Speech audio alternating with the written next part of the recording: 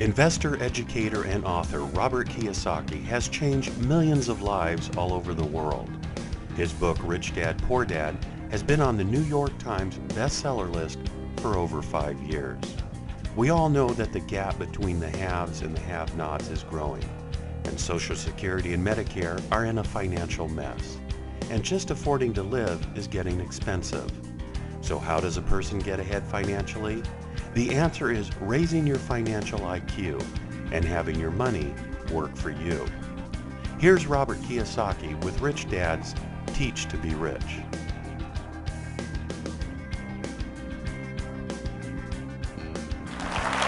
Thank you.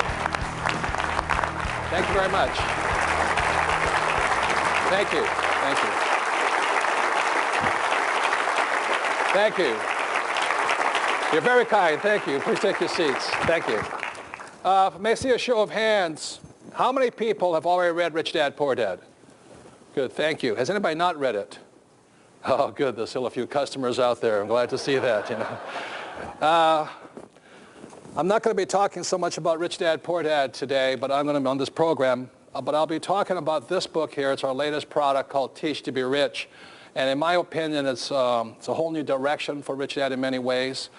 We're going into trying to do our best to solve what I consider to be a massive, massive financial problem, not only in America, but throughout the world here.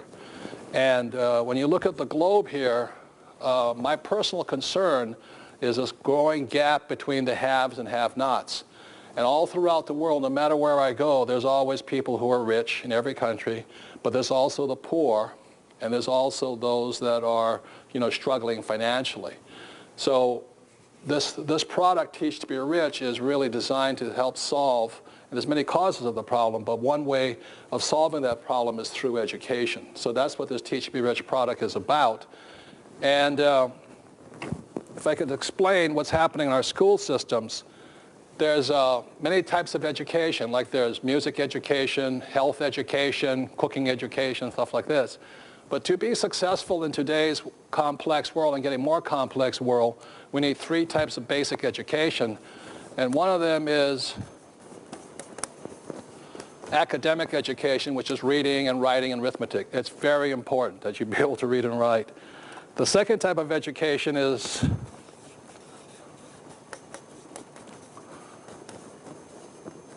professional education. And when I was in school back in the 60s, if you did really well, you were A's, then you went to become a doctor, a lawyer, an accountant. Since I wasn't an A student, I didn't go to those professions and things like this. But, and these two are very important. My poor dad was a man who really thought this was all you needed. He kept saying, go to school so you can get a high-paying, what? Job. And that's all my poor dad thought I needed. My rich dad, who was my best friend's father, he said if you wanted to be successful, you needed financial education. And unfortunately, as many of us know, our school systems teach us very little or anything about financial education. So I am not saying that these are not important. I'm saying that today, just going to school, just to get a good, be able to read and write and have a job, is inadequate. What I'm saying today, in today's complex world, we all need financial education. So what this course or this program is about, and this Teach to Be Rich program is about financial education. It doesn't mean to negate any of this here.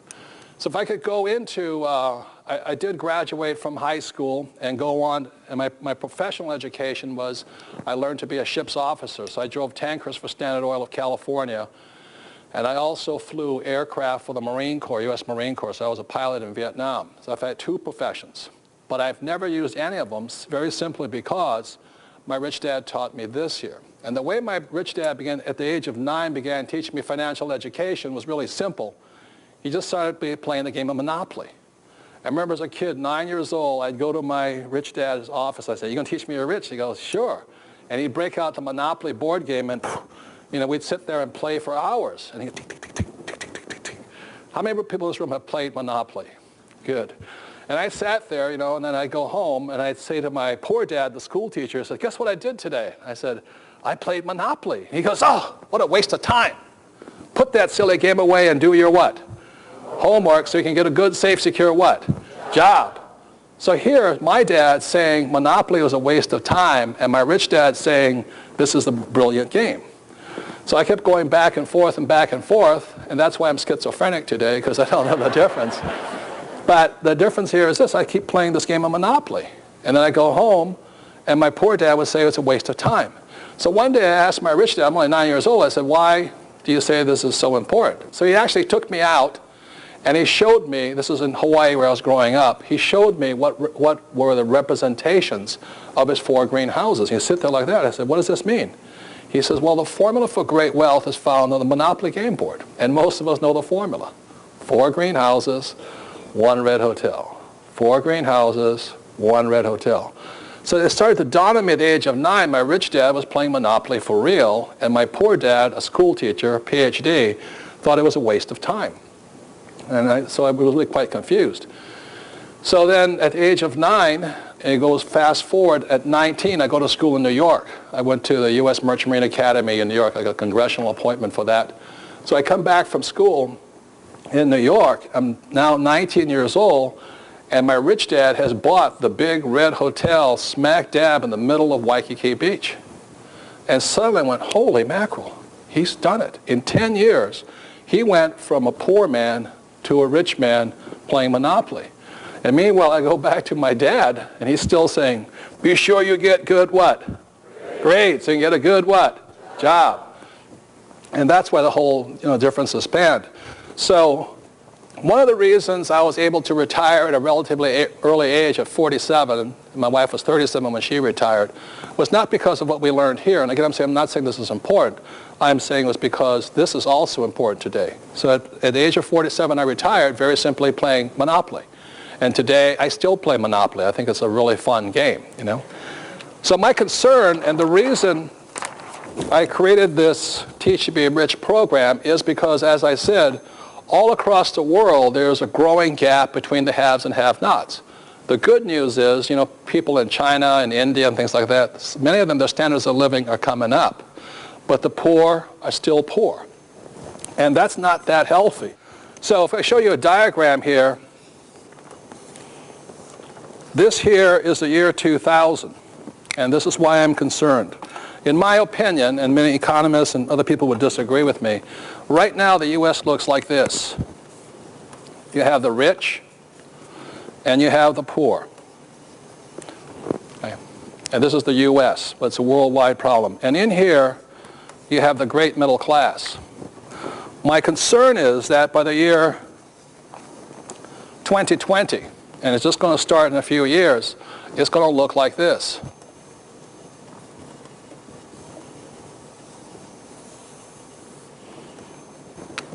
In a few years, due to a lack of financial education in America, I predict that there will be more rich, and I intend to be one of them, but there will also be more poor.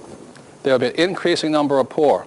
How many people know family or friends or co-workers who have nothing set aside for their retirement? Good, thank you. And that's what I'm concerned about. And what I'm really concerned about is this, I've been going into it as time goes on, is one of the reasons this problem happened is very simply because our school system still teaches us nothing about money, and people like my poor dad, a school teacher, always said the government should take care of you. And our problem right now is in America, from presidents on down, there are millions and millions and millions of people who are on the government handout. I mean, Clinton is on the government handout, every senator is on it, military officers, firefighters, soldiers and everything, they're all on this government handout. And what I'm concerned about is America, which is a great rich country, will soon become a very poor country. Does that make sense to you guys here? And the reason we become poor is simply because we have so many people, not just poor people, expecting the government to take care of them. The concern here is this here is the middle class. And these are the guys that are going to pay for these guys here. Does that make sense to you? And I can hear some of you saying, well, it's not my problem because I'm still young. How many people in this room were born after 1964? Good. I want to thank you because you're the ones to be paying for my retirement. And these are the people that pay the taxes. So the reason I created Teach to Be Rich here is very simply because I predict, and I could be wrong, like in the next 20 years, even though it's a worldwide problem of this gap between the haves and have-nots, even in the richest country in the world, in the next 20 years, we're going to see a transfer going this way. So you'll see more rich people in America, but you'll also see more poor people. And in my opinion, what got us into this problem of this so many poor people in the richest country in the world is because we have a lack of financial education. In my opinion, the way out of the problem is also to increase financial education. So the reason I created this product here, again, I'm not blaming school teachers. It is a system of education that has not, supported this here, and I think it's by design here, that we need this. So I'm asking every one of you at home and in this audience today is to consider it, is to learn to teach other people to be rich. And the reason we created this product is because I became a rich person by teaching. I've been teaching now since 1980, and but not in the school system. I wouldn't work for that pay scale. And I make millions of dollars a year as a school teacher. But the main reason is not so much to make myself money. The main reason I found teaching to be one of the best professions of all, and I didn't come across my profession until I was 40 years old, because I hated school. I found school the most boring, inhumane place. I didn't know I was stupid until I went to school. I said, what do you mean I'm stupid? So I would not create a product that is like the school system. For years I have practiced and learned how to make education more fun. How to make it more entertaining, how to make it more effective, how to make it so the person learns something rather than sits there bored, stiff, and falling asleep all the time. So that's what they created this product for, but in the positioning statement on this book it says, why teach to be rich? So regardless if you're a teacher or not a teacher, if you have a sincere desire to help solve this problem called growing poverty in America, but also desire to help yourself and help your family and your friends, because I suspect this is a very big problem. But the reason this Teach to Be Rich works is because the best way to learn is to teach what you want to learn. How many people have ever found that out? That if you wanted to learn how to play golf, one way is to teach other people to play golf, except if it's your wife. You never do that. That's rule number one in golf. Don't teach your wife to play golf. But anyway, one of the best ways to learn is to teach. And the second reason for this product is, and the best way to get rich is help other people to get rich. Does that make sense to you guys here? So this is a product. It comes in basically 3 different parts. Number one, I'll go into the macroeconomics, because although I didn't do well in school, I did like history. And I studied history. For some reason, I really enjoy history. And that was one of the only few subjects I got A's in. The second part of this book here is, it's about education. It's how we learn. And again, I'll say it. I would not ever ask anybody to teach the way our school system teaches. It is the most inhumane, boring way to learn. It only works for about 20% of the population. How many people are ever bored in school at times? How many people ever wondered, why am I studying this? Everyone wonders, how am I going to use this in the real world? Right? Well, this book sort of answers it. So this is a very practical book. So number one, it's about history, how we got into this problem. Number two is some of the lessons I learned after 25 years of teaching, how to make it more effective for more people, more fun. And number three in this program, you'll be meeting my real advisors, the people that really are the A students around me. It's like I said, one of the things I learned in school was the best way to get smart is sit next to the smartest girl in class, but the teachers always called that cheating, at test time, like this. But in the real world, that's called cooperation, and stuff like this. So later in this program, you will be meeting some of my real advisors. And again, as the introduction said, your financial advisor may not want you to look at this program. And the reason they may not want you to look at this program is because in this program, you will learn that some of the best financial advice is bad financial advice, like the advice of work hard. How many people are told to work hard? How many people are taught to save money? Good. For those of you who think saving money is interesting, stay tuned. You'll find that's one of the worst, most risky investments you can do. 3 is invest for the long term, or get out of debt. How many people have heard get out of debt? Good. You'll find out the people that win are people who are debtors, and savers are losers. And the 4th thing is invest for the long term. How many people have heard that one? And how many people heard the word diversify, diversify, diversify? Good. In this program, you'll find out why that is very bad financial advice, but the only reason it's good financial advice is because most people don't have this. It's good financial for these people, save money, work hard, get out of debt and all, but not for these people who have this here. So that's really what the program is about. My concern, again, is, like I said, right now in the year 2000, we have a strong middle class, the economy's booming, housing prices are up and things like this, but it's going to start shifting here. And the main reason it's going to start shifting is if we can go to the plasma up here, there are 5 major macroeconomic events that are starting to happen right now that may cause America tremendous problems. Number 1 is cheap oil. America has boomed up to this point because oil was cheap. Number 2, funny money. What I mean by funny money is the US dollar, after 1971, became the reserve currency of the world. The U.S. government can print as much money as it likes and the world will take it. As long as the world will take it, we're okay. But the moment the world says we don't want this monopoly money anymore, it's toast. So there's a great book for those who have any questions on funny money. It's written by a friend of mine, Richard Duncan, and it's called The Dollar Crisis. And he goes into explaining why the U.S. dollar, how it got to be the most powerful single currency in all the world. We have never been here before, ladies and gentlemen. We have never been here where there was one currency that dominated the world. And the problem with it, the federal government is printing it faster than any of us could ever save it. And so that's why I say funny money is going to change and it'll only change if the rest of the world says we won't accept it. And already the petrodollar countries like who have oil are now thinking about not accepting the U.S. dollar. If that ever happens, we're toast. They'll start taking, the euro and other currencies. If that happens, everything as we know it as this economy crashes, or at least changes. So that's why this book here, The Dollar Crisis by Richard Duncan, is a very important book to read. The 3rd reason why I'm predicting this is going to happen right over here is right now America has a very young labor force. The baby boomers, one of the biggest booms ever hit. It's worldwide. In America, there's approximately 75 million baby boomers. In 2008, which is only about 2 years away, the first baby boomer starts to retire. Number 4, China and Russia were communist back in the year 2000. Now they're capitalists. You have no idea what that means. You have no idea, because the oxymoron is something like military intelligence, postal service. Well, the oxymoron is Chinese communist, because I grew up in Hawaii, and most of my friends who are Chinese, they are not communist.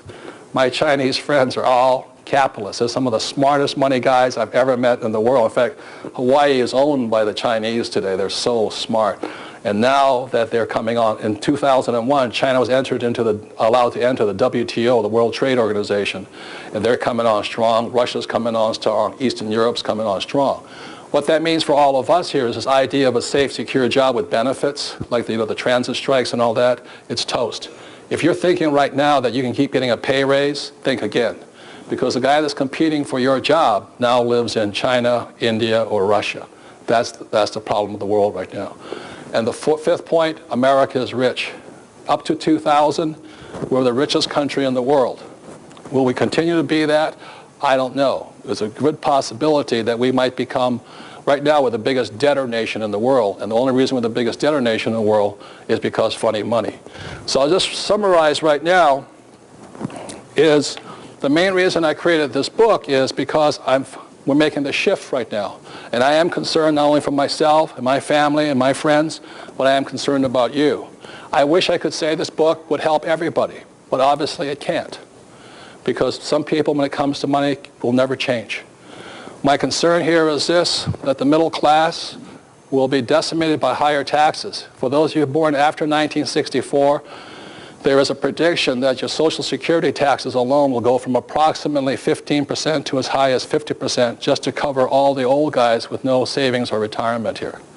So I created this book, Teach to Be Rich, so that you can teach yourself and possibly your friends and loved ones, and hopefully some of you can make it out of here and into this category here. And that's why this book was created. Thank you very much.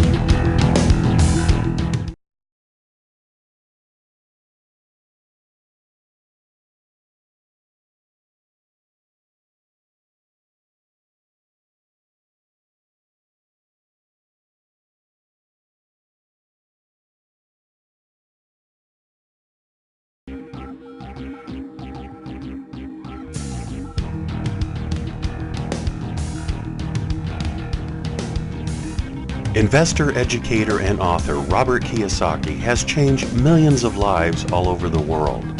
His book, Rich Dad, Poor Dad, has been on the New York Times bestseller list for over 5 years. We all know that the gap between the haves and the have-nots is growing, and Social Security and Medicare are in a financial mess. And just affording to live is getting expensive. So how does a person get ahead financially? The answer is raising your financial IQ and having your money work for you. Here's Robert Kiyosaki with Rich Dad's Teach to Be Rich.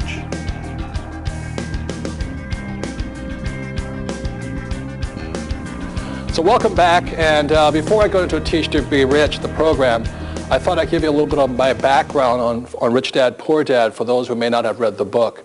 For those who may not have read the book, because my name is Robert Kiyosaki, it sounds like Kawasaki. I wish it was Kawasaki. I'd be a worthless playboy in Tokyo spending daddy's money, you know. Anyway, I'm fourth generation Japanese American, which means I don't speak Japanese, or at least that's my excuse. And the reason I say that is almost in self-defense, because a lot of people have studied Japanese, and they come up to me at the breaks and go, "Hey, yes, ho, yo, yo, yo," you know? And I go, "I have no idea what you're talking about," you know. I barely speak English and things like this. Anyway, so I was raised in Hawaii, went to school in New York. Interesting thing is this book has now been on the New York Times bestseller list for over 5 years. Only 2 other books have been on that list longer, and one of them is The Joy of Sex, which I don't know if I'm ever going to pass, but anyway, it's a tough subject to compete against. But the reason it's kind of interesting that it's on the New York Times bestseller list, you know, because anybody who makes the list for 1 week is considered good, but 5 years is almost unheard of. But as I flunked out of high school twice, simply because I couldn't write. And it's not that I couldn't write, my teacher did not like what I was writing. And as I said also, my father was the head of education for the state of Hawaii, and to have the son of the superintendent of education flunking out of high school, you know, all the teachers were in the back, you know, laughing. So I flunked out when I was 15, and I flunked out when I was 17, again for the same reason, because I couldn't write. And it was not that I couldn't write, the teacher disagreed with what I was writing, you know. So the definition of, I learned very early on that the definition of intelligence in school is, if you agree with the teacher, you're intelligent, and if you don't, you're an idiot, you know, things like this.